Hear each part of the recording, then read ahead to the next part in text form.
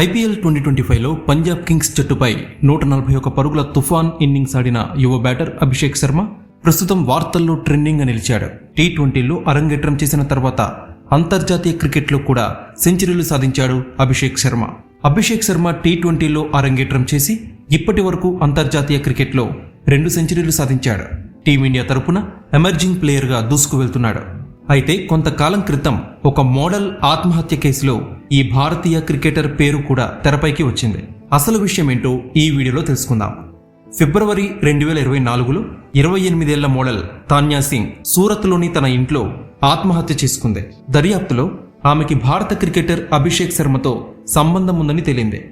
నిజానికి తాన్యా సింగ్, అభిషేక్ శర్మ ఇద్దరు స్నేహితులే. దర్యాప్తులో తాన్యా సింగ్ వాట్సాప్లో అభిషేక్ శర్మ చాట్ని కూడా పోలీసులు కనుక్కున్నారు. తాన్యా సింగ్ అభిషేక్ శర్మకి కూడా సందేశాలు పంపింది.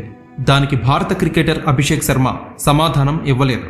మార్చ్ 2024లో తాన్యా సింగ్ ఆత్మహత్య కేసులో పోలీసులు అభిషేక్ శర్మని కూడా విచారణకి పిలిచారు. పోలీసులు ఆ క్రికెటర్ని చాలా గంటలు ప్రశ్నించారు.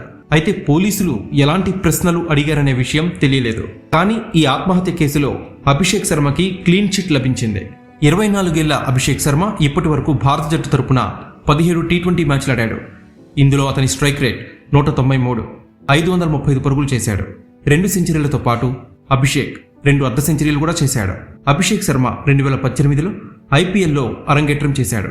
అప్పటి నుంచి 7 అర్ధ సెంచరీలు, 1 సెంచరీ సాయంతో 69 మ్యాచుల్లో 1569 పరుగులు చేశాడు.